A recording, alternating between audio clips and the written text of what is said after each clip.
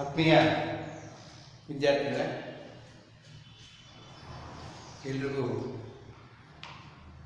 ಶುಭೋದಯ. ಇಂದು ನಾವು 10ನೇ ತರಗತಿಯಲ್ಲಿ ಒಂದು ಪ್ರಮುಖವಾದಂತಹ ಪಾಠ ಶಕ್ತಿಯ ಆಕಾರಗಳು. ಇದರಲ್ಲಿ 3 ಅಂಶಗಳನ್ನು ನಾವು ಗಮನಿಸ್ತೀವಿ. ಒಂದು, ಶಕ್ತಿಯ ಆಕಾರಗಳ ಗುಣಲಕ್ಷಣ ಹೇಗಿರಬೇಕು ಅನ್ನೋದು ಒಂದು. ಎರಡನೆಯದು, ಈ ಶಕ್ತಿಯ ಆಕಾರಗಳನ್ನು ನಾವು 2 ಭಾಗಗಳಾಗಿ ವಿಂಗಡಣೆ ಮಾಡ್ತೀವಿ. ಅತಿ ಹೆಚ್ಚು ಬಳಕೆಯಲ್ಲಿರತಕ್ಕಂತಹ ಶಕ್ತಿಯ ಆಕಾರಗಳನ್ನು ಸಾಂಪ್ರದಾಯಿಕ ಶಕ್ತಿಯ ಆಕಾರಗಳು ಅಂತ ಕರಿತೀವಿ. ಕಡಿಮೆ ಬಳಕೆಯಲ್ಲಿ ಮಾಲಿನ್ಯಗೊಳಿಸದೇ ಇರತಕ್ಕಂತಹ, ಮಿತವಾಗಿ ಬಳಸತಕ್ಕಂತಹ ಶಕ್ತಿಯ ಆಕಾರಗಳನ್ನು ಅಸಾಂಪ್ರದಾಯಿಕ ಆಕಾರಗಳು ಅಂತ ಕರಿತೀವಿ. ಅರ್ಥದ ಮಕ್ಕಳೇ? ಸೊ ಶಕ್ತಿ ಎಂದ್ರೇನು ಅಂತ ಪ್ರಶ್ನೆ ಉದ್ಭವ ಆಗ್ತದೆ. ಹಾಗಾದರೆ ಪವರ್ ಅಥವಾ ಈ ಶಕ್ತಿ ಅಂದರೆ ಏನು ಅನ್ನೋದು ಪ್ರಶ್ನೆ ಉದ್ಭವ ಆಗ್ತದೆ. ಸೊ ಇದು ಯಾವುದೇ ಒಂದು ರೀತಿಯಾದಂತಹ ಕಾರ್ಯವನ್ನು ಮಾಡೋದಕ್ಕೆ ಬೇಕಾಗಿರತಕ್ಕಂತಹ ಸಾಮರ್ಥ್ಯ, ಕೆಲಸವನ್ನು ಮಾಡಲು ಬೇಕಾಗಿರತಕ್ಕಂಥ ಸಾಮರ್ಥ್ಯ. ಆ ಸಾಮರ್ಥ್ಯವನ್ನು ನಾವು ಶಕ್ತಿ ಅಂತ ಕರಿತೀವಿ. ಸೊ ನಿಮಗೆಲ್ಲ ಗೊತ್ತಿದೆ, ಮಾನವ ಶಕ್ತಿ, ಮನುಷ್ಯ ಯಾವುದೇ ಕೆಲಸ ಮಾಡಬಲ್ಲ, ತನ್ನ ಸ್ನಾಯು ಶಕ್ತಿಯಿಂದ ಕೆಲಸ ಮಾಡಬಲ್ಲ. ಹೌದಾ? ಸ್ನಾಯು ಶಕ್ತಿ ಬೇಕು ಅಂದರೆ ಏನು ಮಾಡಬೇಕು? ಮಾನವ ಅಥವಾ ಮನುಷ್ಯ ಅಥವಾ ನಾವು ಏನು ಮಾಡಬೇಕು? ಅದಕ್ಕೆ ಸೂಕ್ತವಾಗಿರತಕ್ಕಂತಹ ಪೋಷಕಾಂಶಯುಕ್ತವಾದಂತಹ ಆಹಾರವನ್ನು ಸೇವಿಸಿದಾಗ ಆಹಾರದಲ್ಲಿನ ಪೋಷಕಾಂಶಗಳು ನಮ್ಮ ಸ್ನಾಯುಗಳಿಗೆ ಶಕ್ತಿಯನ್ನು ಒದಗಿಸುತ್ತವೆ. ಆ ಶಕ್ತಿಯ ಸಹಾಯದಿಂದ ನಾವು ಕಾರ್ಯವನ್ನು ಮಾಡ್ತೀವಿ. ಹಾಗಾಗಿ ಕೆಲಸ ಮಾಡಲು ಬೇಕಾಗುವಂತಹ ಸಾಮರ್ಥ್ಯ, ಬರೀ ಮಾನವನನ್ನು ನಾವು ಉದಾಹರಣೆಯಾಗಿ ತೆಗೆದುಕೊಳ್ಳಬಾರದು, ಪ್ರಾಣಿಗಳನ್ನು ಉದಾಹರಣೆಯಾಗಿ ತೆಗೆದುಕೊಂಡಾಗ ಪ್ರಾಣಿಗಳು ಅದೇ ರೀತಿ. ಆದರೆ ಬಾಹ್ಯ ಕೆಲಸಗಳನ್ನು ಮಾಡಬೇಕಾದರೆ ಬಾಹ್ಯ ಕೆಲಸವನ್ನು ಮತ್ತು ಎಲ್ಲ ಕೆಲಸವನ್ನು ಮಾನವ ಒಬ್ಬನೇ ಮಾಡೋದಕ್ಕೆ ಸಾಧ್ಯ ಇಲ್ಲ. ಕೆಲವು ಸಂದರ್ಭದಲ್ಲಿ ಯಂತ್ರಗಳ ಬಳಕೆಯನ್ನು ಮಾಡಬೇಕಾಗ್ತದೆ, ಕೆಲವು ಸಂದರ್ಭದಲ್ಲಿ ವಾಹನಗಳ ಬಳಕೆಯನ್ನು ಮಾಡಬೇಕಾಗ್ತದೆ. ಈ ರೀತಿ ಯಂತ್ರ ಮತ್ತು ವಾಹನಗಳ ಬಳಕೆಯನ್ನು ಮಾಡಬೇಕಾದ್ರೆ ಸ್ನಾಯು ಶಕ್ತಿಯ ಕೆಲಸಕ್ಕೆ ಬರೋದಿಲ್ಲ. ಅಂತಹ ಸಂದರ್ಭದಲ್ಲಿ ನಾವು ದಹನ ಕ್ರಿಯೆಯ ಮೂಲಕ ಶಕ್ತಿಯನ್ನು ಉತ್ಪತ್ತಿ ಮಾಡಿ ಆ ಶಕ್ತಿಯನ್ನು ಯಂತ್ರಗಳು ಮತ್ತು ವಾಹನಗಳು ಓಡಾಡೋದಕ್ಕೆ, ಯಂತ್ರಗಳು ಕಾರ್ಯನಿರ್ವಹಿಸೋದಕ್ಕೆ ಬಳಸ್ಕೊಳ್ತೀವಿ. ಅದು ಒಂದು ರೀತಿಯಾದಂತಹ ಶಕ್ತಿ, ದಹನ ಕ್ರಿಯೆಯಿಂದ ಶಕ್ತಿ ಪಡ್ಕೊಳ್ಳುವಂಥದ್ದು.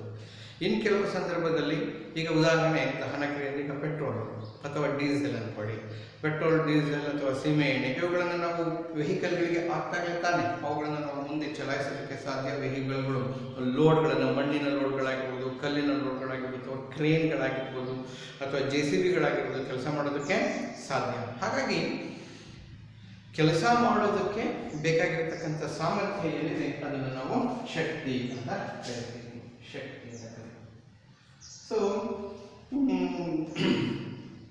ಶಕ್ತಿಯ ಬಾಹ್ಯ ಮೂಲಗಳು ನಮ್ಮದು ಬಿಡಿ, ನಮ್ಮದು ಒಂಥರ ಆಂತರಿಕ ಅನಿಸುತ್ತೆ. ಆ ಶಕ್ತಿಯ ಬಾಹ್ಯ ಮೂಲಗಳನ್ನು ನಾವು ನೋಡಿದಾಗ ನಾನಾ ರೀತಿಯಾದಂತಹ ಶಕ್ತಿಯ ಮೂಲಗಳನ್ನು ನಾವು ಕಾಣ್ತೀವಿ. ನಾನಾ ರೀತಿಯಾದಂತಹ ಶಕ್ತಿಯ ಮೂಲಗಳನ್ನು ನೋಡಿ, ಸೂರ್ಯನಿಂದ ಬರತಕ್ಕಂಥ ಬೆಳಕು ಮತ್ತು ಸೌರಶಕ್ತಿಯನ್ನು ನಿತ್ಯ ಜೀವನದಲ್ಲಿ ಎಲ್ಲ ಜೀವಿಗಳು ಬಳಸ್ಕೊಳ್ತವೆ.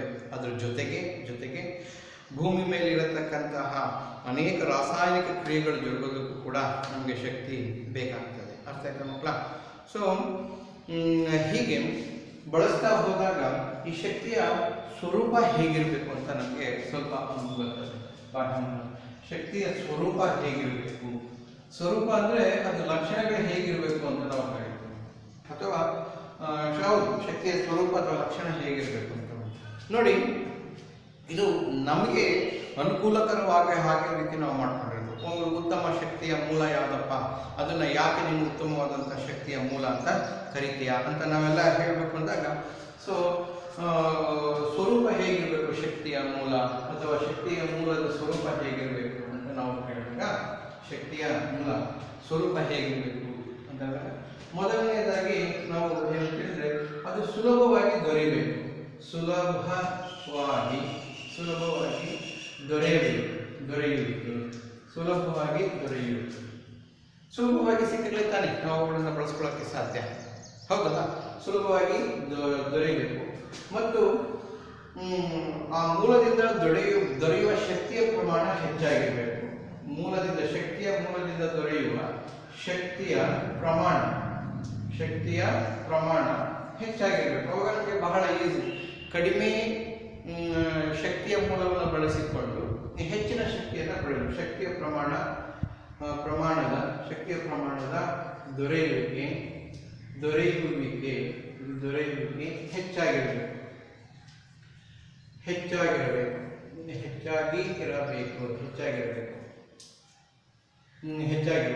ಸೊ ಅದು ಒಂದು ಅಂಶ. ಸುಲಭವಾಗಿ ದೊರೆಯಬೇಕು ಶಕ್ತಿಯ ಮೂಲ, ಜೊತೆಗೆ ಶಕ್ತಿಯ ಪ್ರಮಾಣದ ದೊರೆಯುವಿಕೆ ಏನಿದೆ ಆ ದೊರೆಯುವಿಕೆ ಹೆಚ್ಚಾಗಿರಬೇಕು. ಜಾಸ್ತಿ ಉಳಿಸ್ಬಿಟ್ಟು ಕಡಿಮೆ ಶಕ್ತಿಯನ್ನು ಅಂದರೆ ಅದು ವೇಸ್ಟ್ ಆಫ್ ಟೈಮ್ ಆಗ್ತದೆ. ವೇಸ್ಟ್ ಆಫ್ ಟೈಮು, ನಮ್ಮ ಶಕ್ತಿಯ ವೇಸ್ಟ್ ಆಫ್ ಎನರ್ಜಿ ಅಂತ ಕೂಡ ಕರಿತೀವಿ. ಅದು ಆಗಬಾರ್ದು. ಶಕ್ತಿಯ ಪ್ರಮಾಣದ ದೊರಕೆ ಜಾಸ್ತಿ ಆಗುತ್ತೆ. ಆಮೇಲೆ ಇನ್ನೇ ಹೇಗಿರಬೇಕು, ಶಕ್ತಿಯ ಮೂಲ ಹೇಗಿರಬೇಕು ಅಂದರೆ ಒಂದು ಸ್ಥಳದಿಂದ ಮತ್ತೊಂದು ಸ್ಥಳಕ್ಕೆ ಸಾಗಿಸಲು ಸುಲಭವಾಗಬೇಕು. ಸಾಗಾಣಿಕೆಗೆ ಸುಲಭವಾಗಿರಬೇಕು. ಆಗ ನಾವು ಶಕ್ತಿಯನ್ನು ಎಲ್ಲಿಗೆ ಬೇಕಾದ್ರೂ ಕೊಂಡೊಯ್ಯೋದಕ್ಕೆ ಸಾಧ್ಯ ಆಗ್ತದೆ. ಶಕ್ತಿಯ ಮೂಲವನ್ನು ಎಲ್ಲಿಗೆ ಬೇಕಾದ್ರೂ ಕೊಂಡೊಯ್ಯೋದಕ್ಕೆ ಸಾಧ್ಯ ಆಗ್ತದೆ. ಸುಲಭವಾಗಿ ದೊರೆಯಬೇಕು, ಶಕ್ತಿಯ ಪ್ರಮಾಣದ ದೊರೆಯುವಿಕೆ ಹೆಚ್ಚಾಗಿರಬೇಕು ಮತ್ತು ಸಾಗಾಣಿಕೆ ಸುಲಭವಾಗಿರಬೇಕು. ಅಷ್ಟೇ ಅಲ್ಲ, ಅದನ್ನು ಸಂಗ್ರಹಣೆ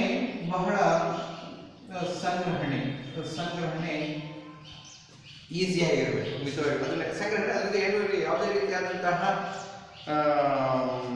ಆಘಾತಗಳಾಗಿರಲಿ, ಅಂದರೆ ಯಾವುದೇ ರೀತಿಯಂಥ ತೊಂದರೆಗಳಾಗಲಿ ಆಗಬಾರ್ದು. ಅದಕ್ಕೆ ಸಂಗ್ರಹಣೆ ಮಾಡಲು ಸುಲಭವಾಗಿರಬೇಕು.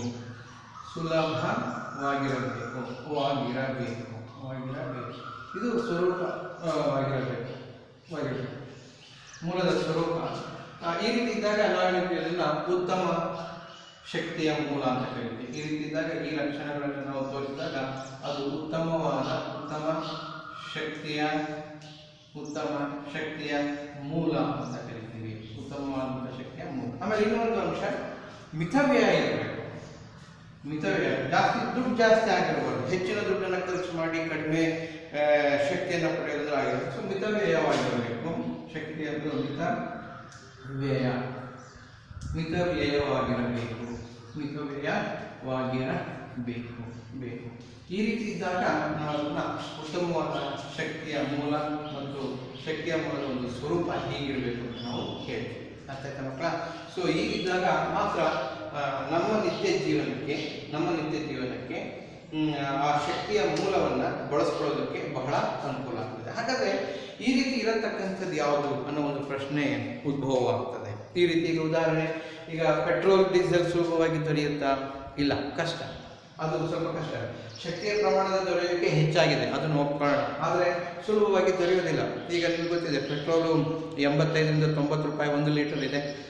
ಡೀಸೆಲ್ 80 ರೂಪಾಯಿ ಇದೆ. ಈ ರೀತಿ ಇದ್ದಾಗ ಮಧ್ಯಮ ವರ್ಗದ ಜನರಿಗೆ ಮತ್ತು ಬಡವರಿಗೆ ಅದನ್ನು ಪಡೆದುಕೊಂಡು ಅದರಿಂದ ಶಕ್ತಿಯ ಒಂದು ಮೂಲ ಶಕ್ತಿಯನ್ನು ಬಳಸ್ಕೊಳ್ಳೋದಕ್ಕೆ ಕಷ್ಟ ಅನಿಸುತ್ತೆ. ಹಾಗಾಗಿ ಅನ್ನಿಸ್ಕೊಳ್ಳೋದು. ಸೊ ಸಾಗಾಣಿಕೆಗೆ ಸುಲಭ. ಸಾಗಾಣಿಕೆಗೆ ಏನಂದರೆ ಒಂದು ಪೆಟ್ರೋಲ್ ಟ್ಯಾಂಕ್ನಲ್ಲಿದ್ದಾಗ ಅದನ್ನು ಸಾಗಾಣಿಕೆ ಸುಲಭ, ಓಕೆ, ಒಪ್ಕೊಳ್ಳೋಣ. ಸಂಗ್ರಹಣೆ ಮಾಡಲು ಸುಲಭ, ಅದೇ ಒಂದು ಕಷ್ಟ. ಪೆಟ್ರೋಲನ್ನು ಎಲ್ಲಿ ಅಲ್ಲಿ, ಡೀಸೆಲನ್ನು ಎಲ್ಲಿ ಅಲ್ಲಿ ಸಂಗ್ರಹಣೆ ಮಾಡೋದಕ್ಕಾಗೋದಿಲ್ಲ. ಯಾಕೆಂದರೆ ಬೆಂಕಿಯ ಅವಘಡಗಳು ಹೆಚ್ಚಾಗಿರ್ತವೆ ಪೆಟ್ರೋಲ್ ಮತ್ತು ಡೀಸೆಲ್ ನೋಡ್ಕೊಂಡಾಗ. ಹಾಗಾಗಿ ಅನಿಸೋದಿಲ್ಲ. ಮಿತವ್ಯಯನೂ ಕೂಡ ಆಗೋದಿಲ್ಲ. ಹಾಗಾಗಿ ಅದು ಉತ್ತಮ ಮೂಲ ಅಂತ ಹೇಳೋಕ್ಕಾಗ್ತದೆ ಅಂತ ಒಂದು ಪ್ರಶ್ನೆ ಬರ್ತದೆ. ಹಂಗಾಗೋದಿಲ್ಲ. ಈಗ ಅದಕ್ಕೆ ವಿರುದ್ಧವಾಗಿ ನಾವು ಸೌರಶಕ್ತಿಯನ್ನು ತೆಗೆದುಕೊಳ್ಳೋಣ. ನೋಡಿ, ಸೌರಶಕ್ತಿ ಅದ್ರ ಜೊತೆಗೆ ಇನ್ನೊಂದೇನೆಂದರೆ, ಇನ್ನೂ ಒಂದು ಅಂಶವನ್ನು ಸೇರಿಸ್ಕೊಂಡ್ರೆ, ಇಲ್ಲಿ ಮಾಲಿನ್ಯ ಉಂಟು ಮಾಡಬಾರದು. ಹೆಚ್ಚು ಮಾಲಿನ್ಯವನ್ನು ಉಂಟು ಮಾಡಬಾರದು. ಅದು ಕೂಡ ಇಂಪಾರ್ಟೆಂಟ್. ಹೆಚ್ಚು ಮಾಲಿನ್ಯವನ್ನು ಉಂಟು ಮಾಡಬಾರದು. ಹೆಚ್ಚು ಮಾಲಿನ್ಯವನ್ನು ಉಂಟು ಮಾಡಬಾರದು. ಹೆಚ್ಚು ಮಾಲಿನ್ಯವನ್ನು ಉಂಟು ಮಾಡಬಾರದು. ಇದು ಒಂದು. ಪೆಟ್ರೋಲ್ ಮತ್ತು ಡೀಸೆಲ್ಗಳನ್ನು ಅತಿ ಹೆಚ್ಚಾಗಿ ಬಳಸ್ತಾ ಇದ್ದೇವೆ. ಸಿಮೆಂಟನ್ನು ಸಹಿತ, ಕಲ್ಲಿದ್ದಲನ್ನು ಸಹಿತ ಹೆಚ್ಚಾಗಿ ಬಳಸಿದ್ದೇವೆ. ಅದು ದಹಿಸಿದಾಗ ಶಕ್ತಿಯನ್ನು ದೊರೆಯುತ್ತೆ. ಆದರೆ ದಹಿಸಿದಾಗ ಬಿಡುಗಡೆತಕ್ಕಂತಹ ಇಂಗಾಲದ ಮಾನಾಕ್ಸೈಡ್ ಮತ್ತು ಇಂಗಾಲದ ಡೈಆಕ್ಸೈಡ್ನ ಪ್ರಮಾಣ ಹೆಚ್ಚಾಗಿ ಇವತ್ತೆಲ್ಲ ಏನಾಗ್ತಾ ಇದೆ? ಪರಿಸರ ಮಾಲಿನ್ಯ, ಅದರಲ್ಲೂ ವಾಯು ಮಾಲಿನ್ಯ ಅತಿ ಹೆಚ್ಚಾಗಿ ಆಗ್ತಾ ಇದೆ. ಅದರಲ್ಲೂ ಎಸ್ಪೆಷಲಿ ಈ ದಟ್ಟಣೆಯಾದಂತಹ ನಗರ ಪ್ರದೇಶಗಳಲ್ಲಿ ನಾವು ಬೆಂಗಳೂರು ಇರ್ಬೋದು, ದೆಹಲಿ ಇರ್ಬೋದು, ಚೆನ್ನೈ ಇರ್ಬೋದು, ಮುಂಬೈ ಇರ್ಬೋದು, ಕೋಲ್ಕತ್ತಾ ಇರ್ಬೋದು, ಅಲಹಾಬಾದ್ ಇರ್ಬೋದು, ಈ ರೀತಿ ದಟ್ಟಣೆಯಾದಂತಹ ಪ್ರದೇಶಗಳಲ್ಲಿ ಏನಾಗಿದೆ, ಈ ಇಂಧನಗಳು, ಫಾಸಿಲ್ ಇಂಧನಗಳನ್ನು ಹೆಚ್ಚಾಗಿ ಬಳಸಿ ಅವುಗಳನ್ನು ದಹಿಸಿ ಬಿಡುಗಡೆಯಾಗತಕ್ಕಂಥ ಇಂಗಾಲದ ಡೈಆಕ್ಸೈಡ್ ಮತ್ತು ಇಂಗಾಲದ ಮಾನಾಕ್ಸೈಡ್ ಇಂದ ಪರಿಸರ ಮಾಲಿನ್ಯವನ್ನು ಉಂಟಾಗ್ತದೆ. ಹಾಗಾದ್ರೆ ಉತ್ತಮ ಇಂಧನ ಅಂತ ಹೇಳಕ್ಕಾಗುತ್ತೆ? ಸಾಧ್ಯ ಹೌದಲ್ಲ. ಆದರೆ ಸೌರಶಕ್ತಿಯನ್ನು ತೆಗೆದುಕೊಂಡು ಈಗ ಅದಕ್ಕೆ ಕಾಂಟ್ರಾಸ್ಟ್ ಆಗಿದೆ. ಒಂದು ಎಕ್ಸಾಂಪಲ್ ಅಷ್ಟೇ, ಮುಂದೆ ಡೀಟೇಲ್ ಆಗಿ ತಿಳ್ಕೊಳ್ಳೋಣ. ಸೌರಶಕ್ತಿಯನ್ನು ತಿಳ್ಕೊಂಡ್ರೆ ನೋಡಿ, ಸುಲಭವಾಗಿ ದೊರೆಯುತ್ತೆ, ನಿಮ್ಗೆ ಎಲ್ಲಿ ಬೇಕು ಅಲ್ಲಿ ದೊರೆಯುತ್ತೆ, ಹೌದಲ್ಲ. ದೆನ್ ಶಕ್ತಿಯ ಪ್ರಮಾಣದ ದೊರೆಯುವಿಕೆ ಬೆಳಿಗ್ಗೆ 7 ಗಂಟೆಯಿಂದ ಹಿಡ್ಕೊಂಡು ಸಾಯಂಕಾಲ 5 ಗಂಟೆ ತನಕ ಶಕ್ತಿಯ ಪ್ರಮಾಣ ಹೆಚ್ಚಾಗಿರ್ತದೆ, ಹೌದಲ್ಲ. ದೊರೆಯುವಿಕೆ, ಸಾಗಾಣಿಕೆ ಅಂತೂ ಅದರ ಅವಶ್ಯಕತೆ ಇಲ್ಲ, ನೀವು ಎಲ್ಲಿ ಬೇಕು ಅಲ್ಲಿ ಅದನ್ನು ನೀವು ಪಡ್ಕೋಬಹುದು. ಸಂಗ್ರಹಣೆ, ಎನಿ ಟೈಮ್ ಬ್ಯಾಟರಿಯ ಸಹಾಯದಿಂದ ಸೌರಶಕ್ತಿಯನ್ನು ನೀವು ಸಂಗ್ರಹಣೆ ಮಾಡಬಹುದು. ಮಿತವ್ಯಯ, ಸೌರಶಕ್ತಿಯ ಸಾಧನವನ್ನು ಒಂದು ನೀವು ಪಡ್ಕೊಂಡ್ಬಿಟ್ರೆ ಅಂದರೆ ಸೌರಶಕ್ತಿಯನ್ನು ಯಾಂತ್ರಿಕ ಶಕ್ತಿಯನ್ನಾಗಲಿ ಅಥವಾ ವಿದ್ಯುತ್ ಶಕ್ತಿಯನ್ನಾಗಿ ಪರಿವರ್ತಿಸುವ ಸಾಧನವನ್ನು ಒಂದನ್ನು ನೀವು ಪಡ್ಕೊಂಡ್ಬಿಟ್ರೆ ಮುಗಿದೋಯ್ತು. ಮತ್ತು ಮಾಲಿನ್ಯವನ್ನು ಉಂಟು ಮಾಡೋದು. ಹಾಗಾದ್ರೆ ಏನನ್ನು ಅದನ್ನು ನಾವು ಹೇಳ್ಬೋದಲ್ಲ ಉತ್ತಮ ಶಕ್ತಿಯ ಮೂಲ ಅಂತ, ಅಥವಾ ಉತ್ತಮ ಶಕ್ತಿಯ ಮೂಲದ ಆಕಾರ ಅಂತ ನಾವು ಹೇಳ್ಬೋದಲ್ಲ ಸೌರಶಕ್ತಿಯನ್ನು. ಸೊ ಇದೇ ವ್ಯತ್ಯಾಸ. ಹಾಗಾಗಿ ಶಕ್ತಿಯ ಉತ್ತಮ ಆಕಾರ ಯಾವುದು ಅಂತ ನಾವು ಕೇಳಿದಾಗ, ಶಕ್ತಿಯ ಉತ್ತಮ ಆಕಾರ ಯಾವುದು ಅಂತ ಕೇಳಿದಾಗ, ಮತ್ತೆ ಶಕ್ತಿಯ ಮೂಲ ಸ್ವರೂಪಗಳು ಹೇಗಿರಬೇಕು, ನಮಗೆ ಅನುಕೂಲಕರವಾಗಿರುವ ಹಾಗೆ ಹೇಗಿರಬೇಕು, ಮತ್ತು ಉತ್ತಮ ಶಕ್ತಿಯ ಮೂಲಗಳ ಗುಣಲಕ್ಷಣಗಳು ಹೇಗೆ ಅಂತ ನೀವು ಇಷ್ಟನ್ನು ಬರೀಬೇಕಂತ ಸಂದರ್ಭ ಬರ್ತದೆ. ಸುಲಭವಾಗಿ ದೊರೆಯಬೇಕು, ಶಕ್ತಿಯ ಪ್ರಮಾಣ ದೊರೆಯುವಿಕೆ ಹೆಚ್ಚಾಗಿರಬೇಕು, ಸಾಗಾಣಿಕೆಗೆ ಸುಲಭವಾಗಿರಬೇಕು, ಸಂಗ್ರಹಣೆ ಮಾಡಲು ಸುಲಭವಾಗಿರಬೇಕು, ಮಿತವ್ಯಯವಾಗಿರಬೇಕು, ಮತ್ತು ಹೆಚ್ಚು ಮಾಲಿನ್ಯವನ್ನು ಉಂಟು ಮಾಡಬಾರದು. ಈ ಅಂಶಗಳನ್ನು ನಾವು ಪರಿಗಣಿಸಿದಾಗ ನಾವು ಶಕ್ತಿಯ ಮೂಲ ಸ್ವರೂಪದ ಒಂದು ಅಂಶ ಜೊತೆಗೆ ಉತ್ತಮ ಶಕ್ತಿಯ ಮೂಲದ ಆಕಾರ ಹೀಗಿರಬೇಕು ಅಂತ ನಾವು ಹೇಳೋದಕ್ಕೆ ಸಾಧ್ಯ ಆಗ್ತದೆ.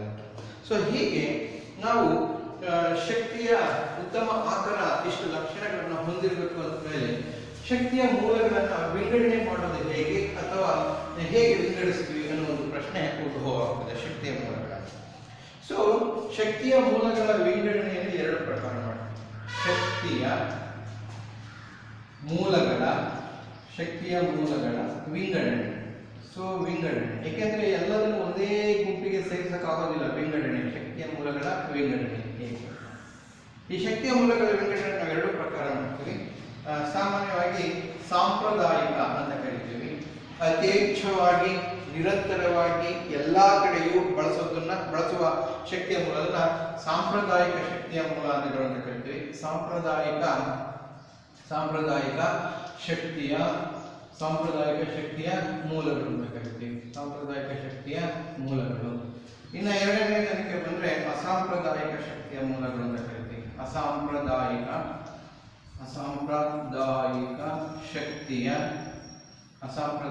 ಶಕ್ತಿಯ ಮೂಲಗಳು ಅಂತ ಕರಿತೀವಿ. ಮೂಲಗಳು. ಓಕೆ. ಸೊ ಈಗ ನೋಡಿ, ಸಾಂಪ್ರದಾಯಿಕ ಮತ್ತು ಅಸಾಂಪ್ರದಾಯಿಕದಲ್ಲಿ ಸ್ವಲ್ಪ ಭಿನ್ನತೆ ಹೇಗೆ ಮಾಡ್ತೀರಾ ಅಂತ ನಿಮಗೆ ಗೊತ್ತಿದೆ. ಸಾಂಪ್ರದಾಯಿಕ ನಾನು ಹೇಳಿದೆ, ನಿರಂತರವಾಗಿ ಎಲ್ಲ ಕಡೆಯೂ ಯಥೇಚ್ಛವಾಗಿ ಹೇರಳವಾಗಿ ನಾವು ಬಳಸತಕ್ಕಂಥದ್ದು. ಅದರಲ್ಲಿ ಮೂಲತಃ ನಾವೇನು ಹೇಳ್ಬೋದು, ಫಾಸಿಲ್ ಇಂಧನಗಳು ಅಂತ ಕರಿತೀವಿ.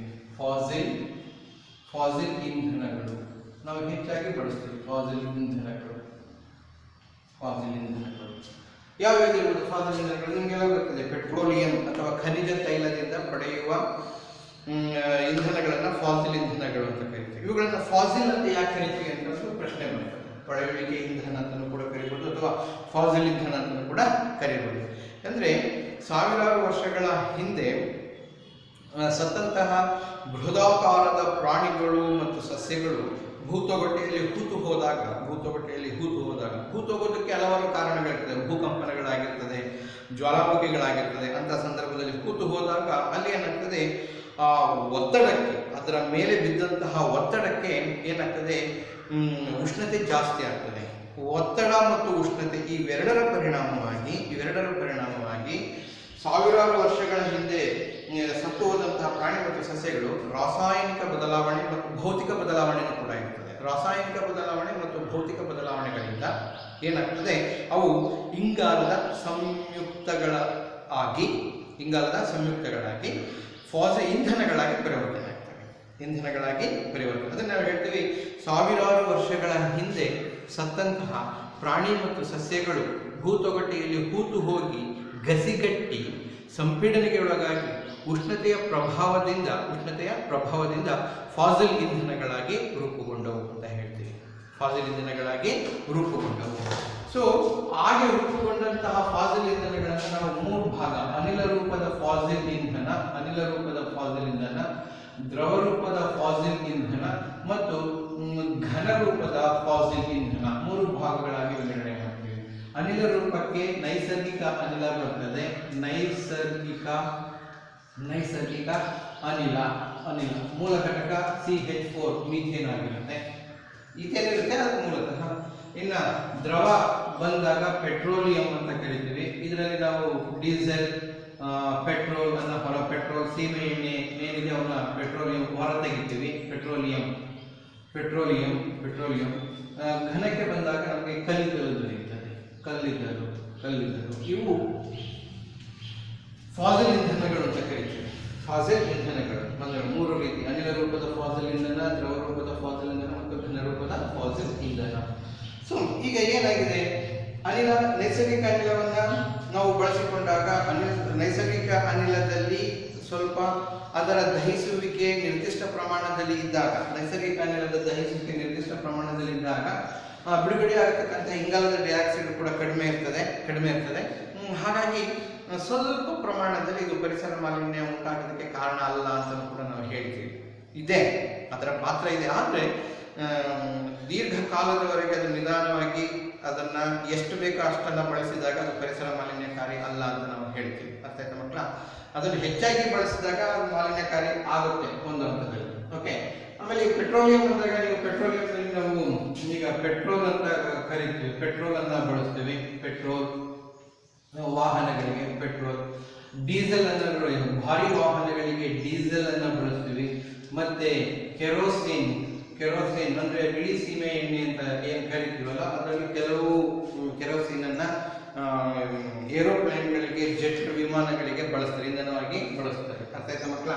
ಸೊ ಹೀಗೆ ದ್ರವ ರೂಪದಲ್ಲಿರ್ತಕ್ಕಂತಹ ಪೆಟ್ರೋಲಿಯಂ ಅನ್ನ ಬೇರೆ ಬೇರೆ ಘಟಕಗಳಾಗಿ ವಿಂಗಡಣೆ ಮಾಡಿ ಅವುಗಳನ್ನ ನಾವು ಇಂಧನಗಳಾಗಿ ಭಾರಿ ವಾಹನಗಳು, ಬೈಕ್ಗಳು ಮತ್ತು ಏರೋಪ್ಲೇನ್ಗಳ ಇಂಧನಗಳಾಗಿ ಬಳಸ್ತೇವೆ. ಇನ್ನು ಕಲ್ಲಿದ್ದಲನ್ನ ತೆಗೆದುಕೊಂಡ್ರೆ, ಕಲ್ಲಿದ್ದಲನ್ನ ವಿದ್ಯುತ್ ಉತ್ಪಾದನೆ ಮಾಡೋಕ್ಕೆ ಶಾಖೋತ್ಪನ್ನ ಘಟಕಗಳಿಗೆ,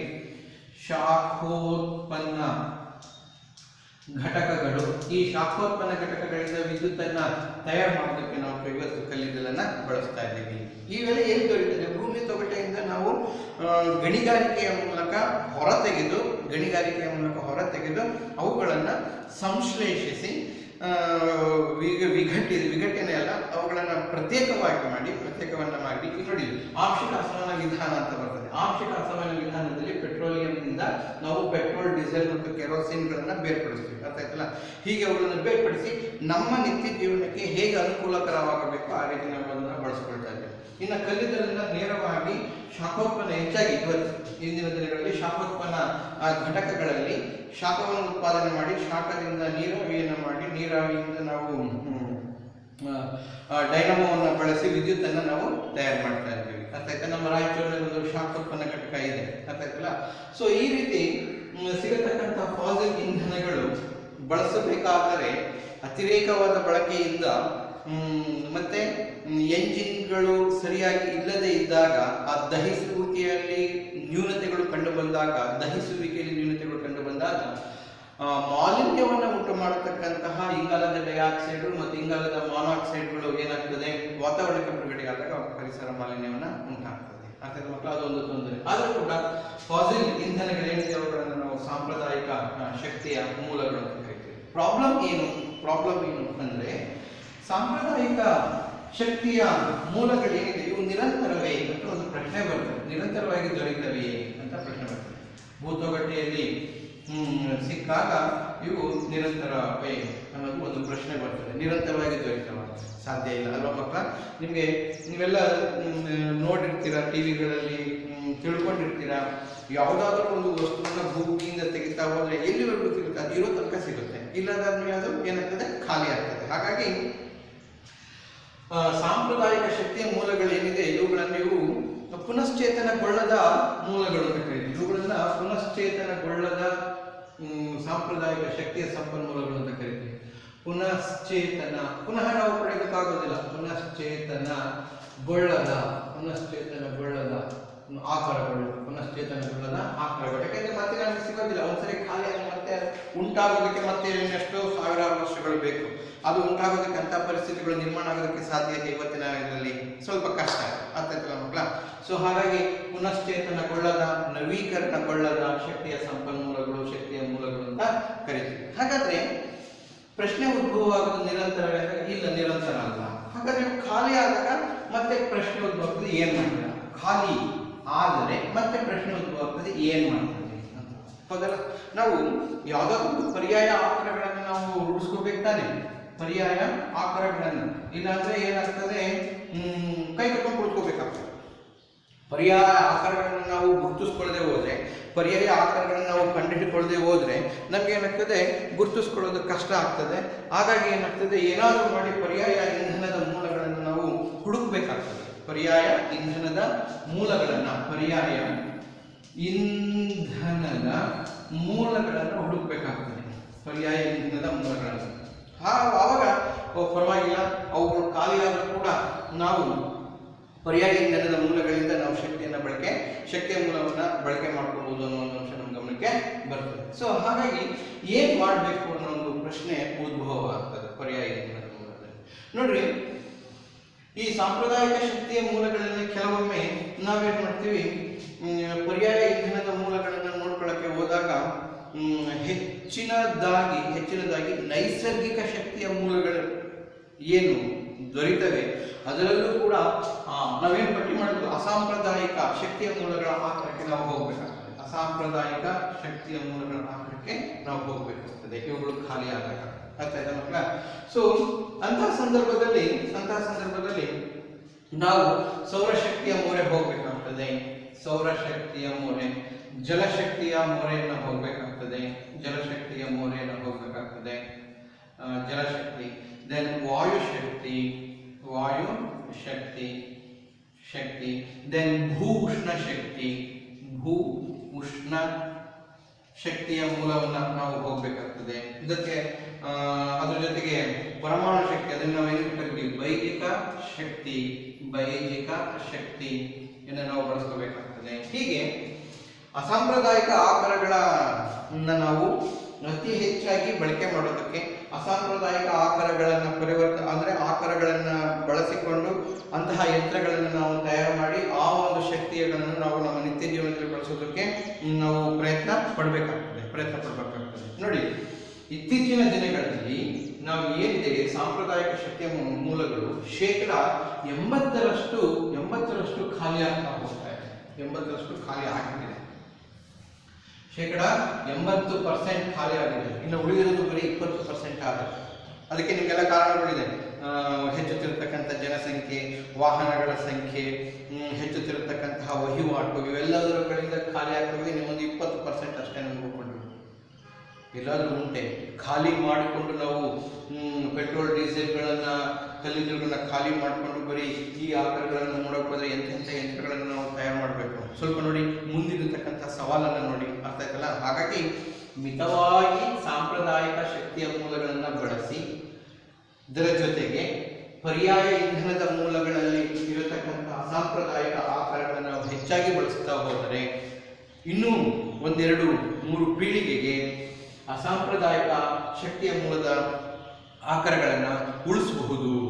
ಆ ನಂತರ ಮುಂದೆ ಆವಿಷ್ಕಾರಗಳು ಹೆಚ್ಚಿದಂತೆ ನಾವು ಸೌರಶಕ್ತಿಯ ಬಳಕೆ, ಜಲಶಕ್ತಿಯ ಬಳಕೆ, ವಾಯುಶಕ್ತಿಯ ಬಳಕೆ, ಭೂ ಉಷ್ಣ ಶಕ್ತಿಯ ಬಳಕೆ, ಬೈದಿಕ ಶಕ್ತಿಯನ್ನು ನಾವು ಪರ್ಯಾಯವಾಗಿ ಬಳಸಿಕೊಂಡು ನಾವು ಮುಂದಿನ ಜೀವನವನ್ನು ಮುಂದೆ ತಂತ್ರಗಾರಿಕೆಯಿಂದ ಪಡೆದಂತಹ ಯಂತ್ರಗಳ ಸಹಾಯದಿಂದ ಅಸಾಂಪ್ರದಾಯಿಕ ಆಕಾರಗಳ ಎಂಜಿನ್ಗಳನ್ನು ನಾವು ಬಳಸಿ ನಾವು ನಮ್ಮ ನಿತ್ಯ ಜೀವನದ ಕಾರ್ಯಗಳನ್ನು ಕೆಲಸ ಕಾರ್ಯಗಳನ್ನು ಮಾಡ್ಕೊಳ್ಳೋದಕ್ಕೆ ಅನುಕೂಲ ಆಗುತ್ತೆ. ಸೊ ಅಲ್ಲಿಯವರೆಗೂ ನಾವು ಬಹಳ ಜಾಗರೂಕತೆಯಿಂದ ಶಕ್ತಿಯ ಮೂಲಗಳ ಆದ ಸಾಂಪ್ರದಾಯಿಕ ಶಕ್ತಿಯ ಮೂಲಗಳನ್ನು ಮಿತವಾಗಿ ಬಳಸಬೇಕು. ಓಕೆ ಮಕ್ಕಳ? ಸೊ ಮುಂದಿನ ತರಗತಿಯಲ್ಲಿ ಅಸಾಂಪ್ರದಾಯಿಕ ಆಕಾರಗಳನ್ನು ಹೇಗೆ ಮತ್ತು ಸಾಂಪ್ರದಾಯಿಕ ಶಕ್ತಿಯ ಮೂಲಗಳನ್ನು ಹೇಗೆ ಮಿತವಾಗಿ ಬಳಸ್ಕೋಬೇಕು ಅನ್ನೋದನ್ನು ತಿಳ್ಕೊಂಡಾದ್ಮೇಲೆ ಅಸಾಂಪ್ರದಾಯಿಕ ಆಕಾರಗಳನ್ನು ಬಳಸೋದು ಹೇಗೆ ಅನ್ನೋದನ್ನು ತಿಳ್ಕೊಳ್ಳೋಣ ಮಕ್ಕಳೇ. ಓಕೆ.